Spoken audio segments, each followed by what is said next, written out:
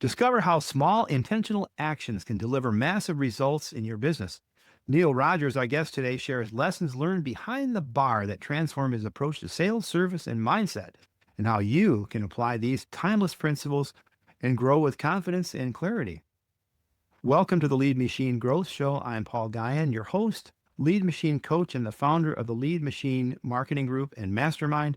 And I'm dedicated to helping you tackle your tech, master your message, and design your dream life. And so whether you're just starting out or you want to take your business to the next level, let's get this conversation started and turn your dreams into reality. Today, we have our friend Neil Rogers. He's an author and a speaker and a marketing leader with over 37 years of experience in sales and marketing. And he's apparently been a bartender. So he's also the owner and VP of marketing and sales at Rogers Marketing for nearly 26 years. He's helped clients generate revenue through highly effective campaigns that blend old school relationship building and modern strategies, which I want to ask you about that. He's the author of Bar Tips, Everything I Needed to Know in Sales I Learned Behind the Bar, not under the bar, behind the bar, and a book that distills real world lessons from his years as a bartender and actionable business wisdom. And so what I really admire about Neil is the old school meets new school. And I want to ask you about that. And the other thing that I saw in your extended bio was needing to read the room fast. And I think today it's super important for business owners to be able to respond to those lead inquiries that they get quickly and read and prioritize them, and so that they can be followed up quickly. Because as you probably know, the longer you wait to respond to an inquiry, the less likely you're going to connect with them, especially if you're in a service business where you're on the job and you can't answer the phone. Can we unpack that a little bit? Sure. So specifically, so you're talking about, give me that one more time. Well, you're talking about leading the room. Okay. So yeah, it's reading the room really is what it would be. And is what we, as part of being a bartender, you get to know personalities very quickly. You know who the crazies are, who the leader is. We understand who the leader is in the group. So we know who's going to make the decision, who's going to keep them in line, who's going to, who's herding the cats, as it were. Yeah. But in terms of if you're talking about as a lead comes in any form of fashion, it's about expedience. You got to go get them the information. What do you need? Respond. I'm still dumbfounded today when I have to wait hours sometimes for a return email. I got it. I see it. I'm working it. I'll let you, I'll get you back to you soon. Some sort of touch point which says acknowledgement that they received it. Yeah. And so many times this week in particular, I sent somebody something last Friday and I looked and we had our Zoom meeting with our team today. I'm like going, where is Nathan on this? I gave this to him last Friday. He's a vendor of mine. Is this, so it gives you, we start thinking, okay, is this the right place? Should we be placing the business there? I love the guy was so efficient. So he had a great concept and whatnot, but it's that little thing about getting back and just saying, hey, listen, we're on this. I'll get back to you soon. Why don't we get together on Tuesday? Something. Yeah. So if we're talking about incoming leads, you have to act on them right away. You have to tell them, you know what, it's out of respect for the customer too. It's not even about getting the business. It's okay, this person inquired. Right. Just show some respect. Right. And it doesn't stop there, really. It's like you said, that's a customer service issue with your vendor. And you have maybe that he's relaxed a little bit because you have an existing relationship, but there's just acknowledging and setting some expectations is all you need to do, and say, I'm working on it. I think we're all busy and sometimes we fumble and we drop the ball, but like we say it all the time, nobody bats 1,000, but get back, just answer it as quickly as you can and move along. Lord knows the amount of emails you get and you're fumbling through, you're trying to organize them and all that stuff happens. But if the rest of your interactions are consistent, that'll get overlooked. But if it becomes a problem, it's a problem. So we mentioned your years in the bar, behind the bar. What were some of the biggest lessons you learned as a bartender that you can apply to business? Oh, there's about a dozen of them. I think if I'm getting the number right, dozen of them that I have in the book. Just Uh-huh. simple. It is all little things. There is no complex marketing theory. It's all golden rule stuff, right? Hmm. The importance of a proper greeting. Okay. Just getting down to the granular level of that, because what is the hackneyed phrase on that? You have one shot at it, right? First Hmm. impression. Let's Yeah. make it count. It's so true. And even more, to me, more now than ever, if I meet a young person and they shake my hand and look me in the eye, I go to myself, what do Yeah. we have here? Because it's so uncommon. Sure. Those of us more mature people as we are, we expect that. But even then, Yeah. so this one, the next chapter in the book is the most organized wins. How many times, Hmm. if you're meeting with a salesperson and whatnot, and they're fumbling through their papers, they show up, they're disheveled and whatnot. They're not organized. You immediately don't have the confidence in them that they're going to be able to perform for you. Hmm. Again, nothing earth shattering here. No splitting of the atom. Be organized. Be prepared. Time management. Hmm. And all these things, certainly, if I go back for a second, the importance of a proper greeting as a bartender is hey, what's going on? What's going on with you two tonight? What are we doing? What are you having tonight? What are you thinking about? What do you like? Are you a vodka person? Great. I've got this unbelievable vodka drink that we've been working with. You want to try it? How about a sip? Right? They're already warm. They're already fuzzy. All right. And they're just Hmm. like, okay, this is going to be comfortable. This guy's cool. And that's how I feel when people do that to me, even though I know what they're doing. Doesn't matter. That's what I want from people. And then, of course, in organization, if you're fumbling around the bar looking for things, it's the same thing, right? So whether the You're going to salesperson's wonder if you're fumbling going with, to ever get the yeah, right drink. yeah, where's this guy going? Why? And then the time management, and you have to, you have to show up on time. So this is more of a professional, functional thing, but has nothing to do really much with the customers. Is that show up on time, be early, and of course we all know on time is Lombardi time. It's 15 minutes early. Because Hmm. if you're 15 minutes early, you're going to get behind, you're going to get into your shift at the right time, and you're not going to impede your team. There are other people you work with. There are other people that depend on you. There's someone you're replacing if you're working in a night shift or something. So those are all things that are very important. Attitude, aptitude, in appearance. Stop with the unkempt looks. Make sure your shirt is pressed. Make sure you look right. Make sure you're clean shaven to whatever that is. If you've got a beard shaped out, great. Make sure it's trimmed. It's the little things, especially depending upon what. Yes, go to I speak to songwriters at Berkeley School of Music.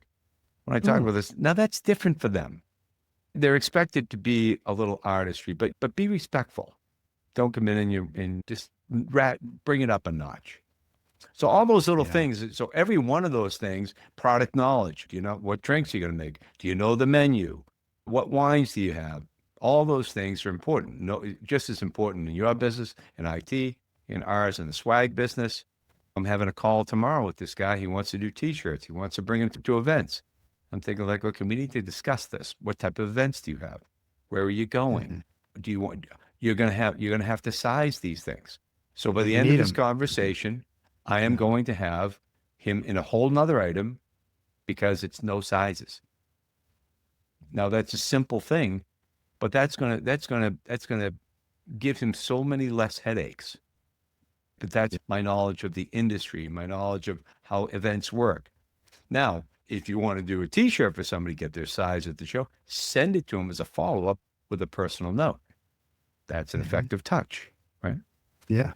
Yeah. So all these little things and peripheral knowledge is the stuff that the peripheral knowledge is the doorman you meet outside the hotel and you say, where's the best steak in town?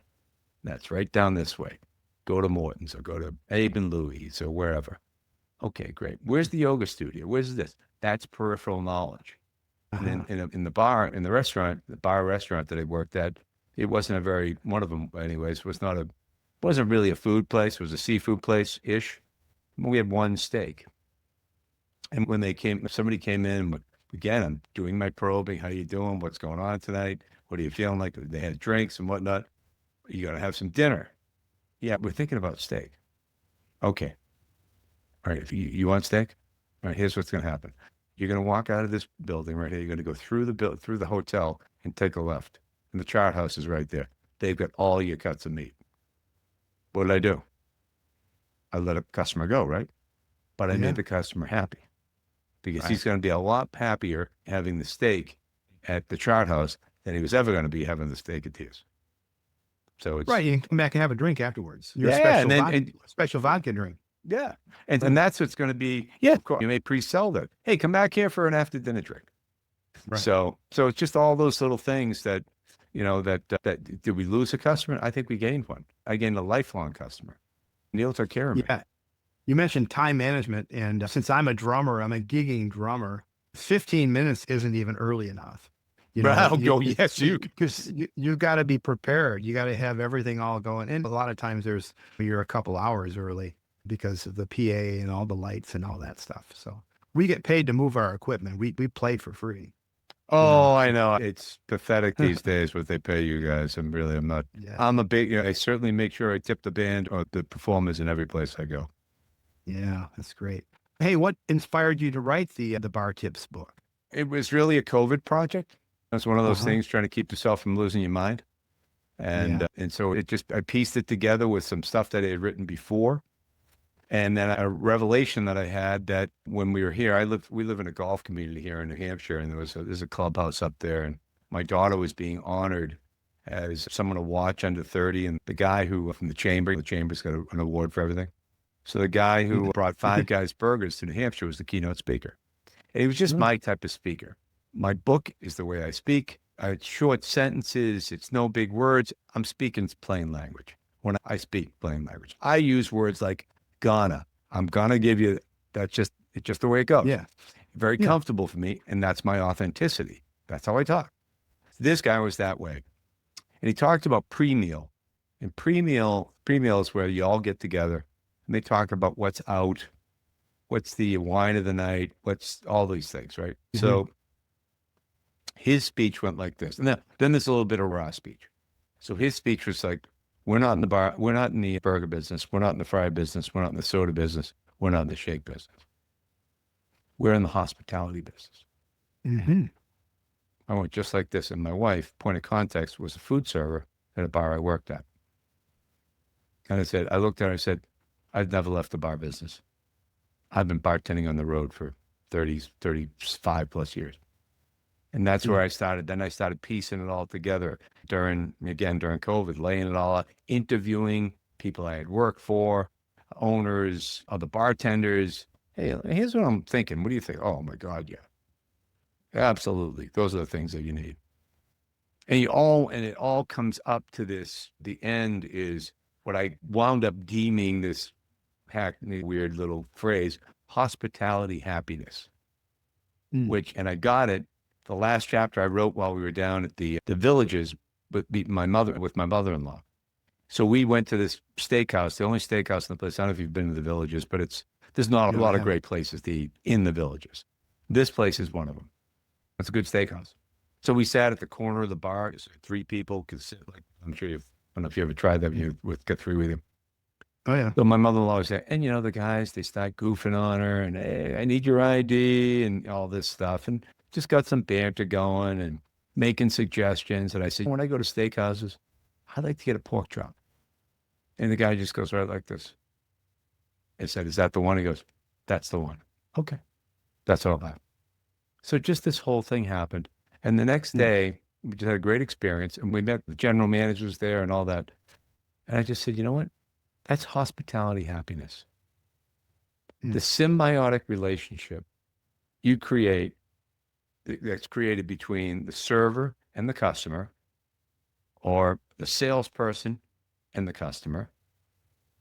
The server's got 45 minutes to figure it out. A salesperson could have months, could have years.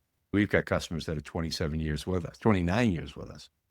So we've got a symbiotic relationship. They're digging what we're doing for them, and we're loving their business. And it's just great. Same thing happens as a server. As you develop that little relationship, whether it's going to be, I'll never see these people ever again, or they're regulars, treat them all the same way. And in the end, it's just like everybody's happy. Yeah, I love that. So, what are some of the hallmarks of the hospitality happiness that you've talked about? Some of which we've already mentioned. So it's just, yeah, it's all that. It's basically all those other things we talked about. It all Uh-huh. builds and it coagulates into this. Boy, this guy, he really greeted us well. He's efficient in the way he works. Oh, he knows his wines. He knows his drinks. He knows the menu. He recommended where we could go for music afterwards. It just all builds in. So it's just, then in the end, they like their meal, they like their drinks. They may go to the music, they may not, but it was just a positive experience. That's the thing I'm really looking for today when I go out or in any sales relationship when I'm the customer. I just want a positive experience. I just Hmm. want a positive experience. I just want you to be nice, helpful. It's not that hard. It's be kind. We're out trying to have an evening, or we need our HVAC serviced, or we're getting a kitchen, we're getting a bathroom, we're doing a bathroom. Just want it to be a positive experience. So, excuse me, what are some of the problems that you've seen that tips and bar tips haven't able to help or solve? What are some of the problems that Oh, people? this is the best one, bar none. This is great for life and sales and whatever, bartending, whatever. And that is humility. When something goes wrong, start here. What was my role in this? How could have I done better? It keeps you from lashing out or blaming somebody else. I got this. I did not pick this up off the ground. This mentor of mine back in the food business days, Jim Gallahue, he said, if you forget everything I tell you, remember this one thing. Don't blame anybody else. Don't blame the guy who picked it in the warehouse, the truck driver, the customer service person. Just solve the problem. Yeah. They do not need, because nobody looks good when you start dumping on other people and putting directions and all that. So that's anybody in your, and it's a difficult one because there's ego It is. involved, right? But you Yeah. take a step back and just go, it's a breath. All right, let me see. How did this go? How could I have done a little better here? And then the bar story I always tell in this is one where there's a woman that came up to the bar and asked a guy I worked with. He's probably a few years older than me, had been doing it a little longer than me. And a woman comes up and asks for an extra dry vodka martini.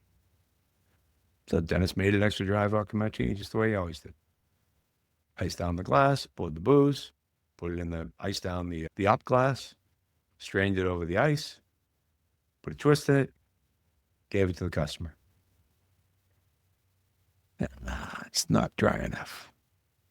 Okay.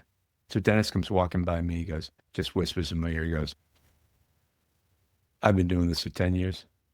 I have not put a drop of vermouth in a martini yet. So for a point of context for any of your audience that doesn't know that it's supposed to be vodka martini is vodka and dry vermouth. A martini is gin and dry vermouth with an olive. The twist goes in the vodka. Nobody ever puts any vermouth in there. They'll swish it around. They want the vodka and the gin. Very rarely there's somebody wanted. So anyways, he went back. He just iced out. He made sure that he made the drink so that she could see what was going on, not in her face, but just so she could see. Then he only picked up the vodka bottle and he poured it, iced down the glass, strained it over the ice, put the twist in. That's the one. Same drink. So what did we learn here? We could have got it. He could have told her the same thing he told me. Ma'am, I haven't put a drop of vermouth in my, no, okay. Now we're down a bad path, right? Now the customers are involved. There Yeah. becomes a little bit, possibly there's some voices raised. Not that Dennis would have, he's a meek and mild guy, but oh no, that is not dry. I know a dry martini when I hear, and that is not. I can hear it now, and it's 40 years ago. And what did he do? He saved the booze. He didn't throw it out. Just gonna put it in a vodka tonic somewhere down the line. And so it's just a situation where he took a step back and said, "I'll fix this." So I'm curious, why not the vermouth? It's just not the way anybody wants it. They want the booze. Oh. They want the vodka. They want the gin. It's rare. Well, wouldn't you get the same amount of gin as if you put the vermouth in? No, if you Wait. ever seen an up glass, it's of course it's a pail of booze. It's a couple of martinis. Nobody should be operating any heavy machinery. But yeah, it's just not what it's not what they want. At least Huh. then. It may have changed with all these new foo drinks and all that. I don't know. I don't know what's going on anymore. All they've done is they've taken drinks we used to make, put them up, and charged more money for them. That's what I see.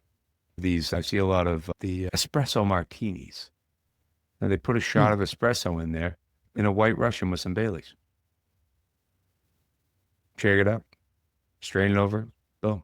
You got an espresso martini. They just charge you more money for it. In my estimate, and from what I'm seeing. I used to like White Russians. Oh, we were huge. They were huge. Yeah, back in the 70s. Oh, yeah. Now, here's the thing. Did you like a true White Russian or did you like a dirty bird?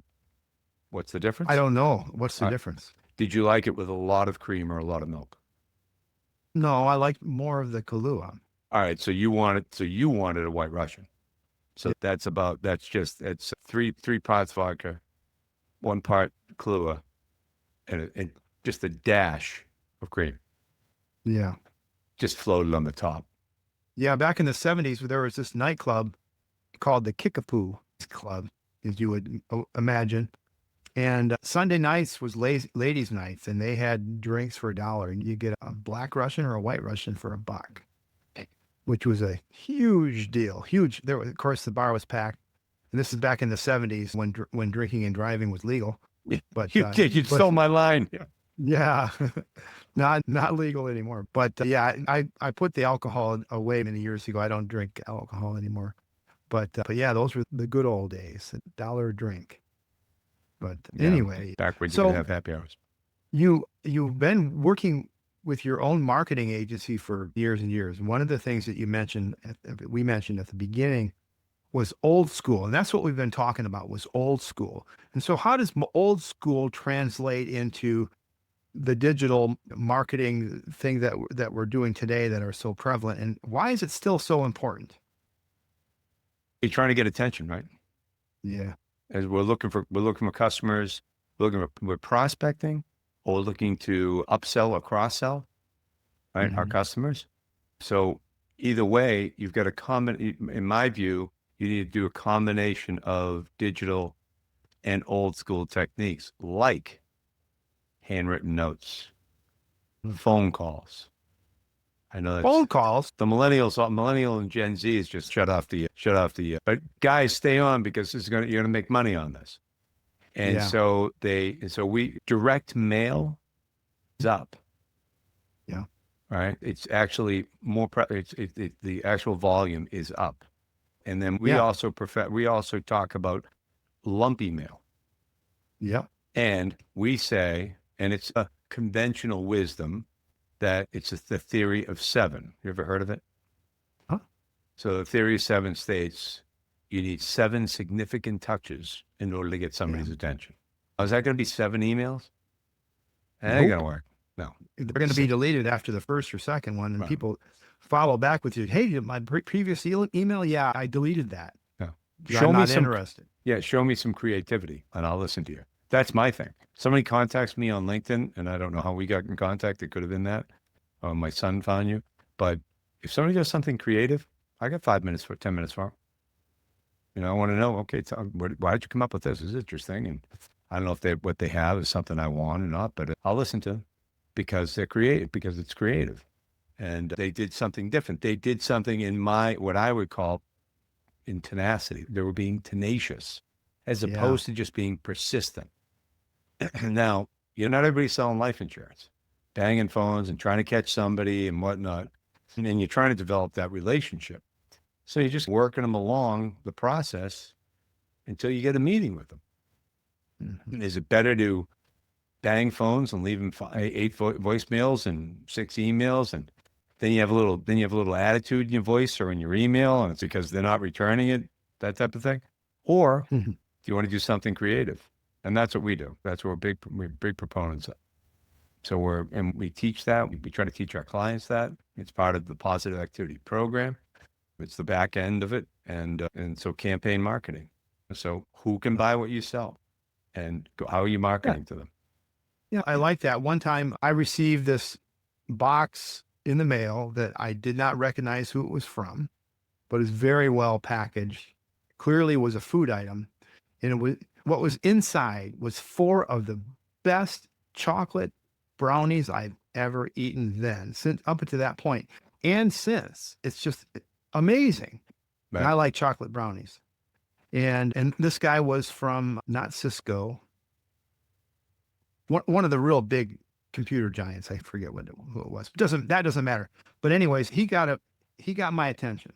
And my attention was more around because I'm a marketing geek too. I wanted to know where he got those brownies because I wanted to use the same. I wanted to be able to do that too and have that experience. I want to have my prospect or my customer. I would use it for a customer appreciation kind of gift Sure. to do that because I wanted them to experience that. And I've taken that idea. There's Tom's Mom's Cookies. It's from Harbor Springs, Michigan. My wife and I go up there on our annual honeymoon trip. Tom's Mom's Cookies has the best cookies I've ever had. And so I have some clients and I send them. I don't send the chocolate chip one or the peanut butter ones because they disintegrate in the mail. But I do send them those kinds of things because they're so appreciated. And it's just that little bit, like you said, it's the little things. And it didn't cost me much to do that. No. And it costs more thought to say when it would be the best time to send this thing. Anytime Right. is a good time. To say, hey, I appreciate you. That's it. That's I don't it. want you. I appreciate you. By the way, you get 5% off your next purchase. No, that's cheesy. You just got, Thank you. you got to appreciate. Thank you. Yeah, thank you.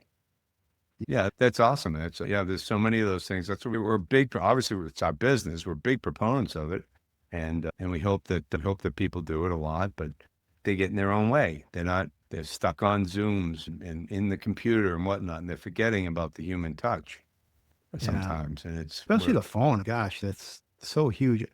If your audience is 50 or older, they're going to want to be on the phone. They're going to want you. They don't want, some people like text and text. There's a definite place for that. But if you're going to discuss something, if something needs to be discussed, then there has to be what we're having right here. We're having a Right. conversation. We're discussing how to be better at our craft, how to better please our clients and our prospects. Correct. So that's what you need. So you mentioned this before, positive activity. Can you tell us about that? So We've been talking about it probably, yeah, but there's positive more to it. activity is the sum total of my wife's and our lives, in both professionally and personally. So we have 3 children. One is a man with autism, and so Mhm. he's downstairs right now, and I got to take him home. And so through that, we just all these things, trying to keep yourself centered and on an even keel and all those things. And some days it's challenging. And so Mhm. both Lori and I, Lori first and then me, we got into meditation and we got into yoga and we got into reading things on happiness and positivity. Mhm. And so we just put together this kit where we talk about doing things before you open up your inbox. Just a Mhm. handful of things, right? Not going to take you all day, but if you do them, you shift. Your mindset shifts, right? Because we can control 90% of our happiness. Yeah. 10% is the material things you have and all that. Nobody's ever happy when they get something. Oh, I'll be happy when I get that car. Oh, when I get that And house. you're Oh, not. no, it's not it. Never. You're Yeah. missing all that happiness in between. And these things all came from The Happiness Advantage by Sean Acor. Beautiful, Uh-huh. great book for all your listeners. It's a good one to read. And so we talk about those things, those principles. And then, so that gets your mindset in a place of positivity. And that leads you to open-minded, divergent thinking, solution providing creativity. We very Mm. rarely see problems. We only see solutions because we're always in creative mode. Especially things, we get curveballs on our son all the time. All right, what are we going to do here? This, that, and the other thing. Curveballs in the business. How are we going to figure this out? And so once you're in creative mode, then if it's, let's, as an example, if you're starting a new job, you're starting a new territory, you're launching a new product line, you're training a new salesperson, whatever that may be, we say, do these productive steps in business development, and you do them for 90 days, including the whole positive activity program, getting your mindset right and all that, you won't recognize where you came from. Happens all the time. I've been doing it forever. Put your mind to it. 90 days, you get on a roll. Now, you may tweak the process, right? Nothing has to be stagnant. One thing isn't working, you try something else. But it's things like understanding. It's nothing, again, nothing earth-shattering, but actually doing the work to understand what business you're in, who can buy what you sell, who are your customers, how are you going to find them, the people you know, the people you meet, the people you buy. And then how are you going to operate in campaign marketing with each one of those groups? The people you know. Why would you even tell people you know what you do? Guess what? They could be great referral sources. They should know what you're doing, right? Yeah. What Yeah. about the people you meet? You go to any type of, you go to speaking engagement. Are you doing speaking? You're talking about your product. You're talking about your craft, whatever that is. When you meet somebody at a Rotary event, hey, I'm interested in what you're doing. Oh, let me have your card. Great, you have a card. Now, don't think he's sitting waiting by the phone, waiting for you to call. You got to put him in process Yeah. because they go back. Hey, that was really interesting. I really liked what you had to say. Then they go back and they've got an inbox full and packages at the door and customers to take care of or whatever their gig is. And but you have to have a process. So everybody goes in the process. A referral goes in the process. The referee also goes in the process because guess what we Mhm. have to do to the referee? Send them a box of your cookies. Thanks so Yep. You much. bet. Hmm. Appreciate the referral. Yeah. Not splitting the atom here. There's no atom being split. It's just about doing it and actually the discipline to stay at it. So I love morning routines. And I always ask, a lot of my guests come on and they have their own morning routine that they always share. So what the 5 minutes each morning to shift your mindset, what do you do? What is that? Okay. Well, gotcha. This guy, just A blue book. Oh, a so little journal book. journaling? So Okay. in here, I write 3 things that in the last 24 hours made me happy, gave me joy. And I said, so my wife was here for a couple of days. I was at a funeral and a wake. And I said, a little nice send off for Jimmy. It was the guy who died, kid who died. I was able to have dinner with my wife and we had a lovely evening together. Those are 3 things. So it's a gratitude thing. Yeah. Appreciation. Mm. We like that. Uh-huh. For some reason, Lori always leans towards appreciation because she says, what you appreciate appreciates. I like it. Huh. Then we take anything maybe in there or something that I'll tell you exactly what I did. So you take it, it's an intentional recall where you might expand on something that you wrote down there. So in this case, I was going to the wake because I'm here in New Hampshire. I have a place in Plymouth, Massachusetts, which is where Huh. and so we were down there. And so I decided I was going to go to the wake and I was going to come home after the wake because the kid died. This was one of those ones, sadly, died of an OD. This was the phone call Mm. his father's been waiting for forever. just praying Yeah. it didn't come, and it finally came. And so I just said, when I saw him Monday night, I just knew I had to stay and go to the funeral. Oh, You know, yeah. he's a guy I traveled with. He's a great pal, but we went to Ireland together a couple months ago and all that. So my intentional recall was I was glad I stayed Monday night. I went to dinner, ran into two bike riding friends I know, listened to a guy that I know, the great Chris Stapleton, like guitarist and singer. You'll know Oh, that. wow. Yeah. But mainly I stayed to support Jack. It was heartwarming to spend and then I spent time in church with my friend Kathy, who on Sunday, I just rode my bike from Plymouth to Provincetown in a charity ride for Cycle Against Suicide because Mhm. her husband killed himself last year. Oh, gosh. So I just felt good about all of that. Yeah, And with people, yeah, it helps. It yeah, helps. yeah. And then what I typically do is if I haven't meditated, I plan to meditate. I plan to move, do some sort of physical activity. I ride a bike, I do yoga, I do Pilates, I weight train, and then I'll do some sort of random act of kindness. Lori likes to call it a conscious act of kindness. And in this case, it was taking care of Jack, Yeah. right? And then I write my I am statements. And you'll like these. I am a musician, because I'm not a musician like you. I'm getting to be a musician. I am a Yeah. speaker. I'm a mentor. I am a writer.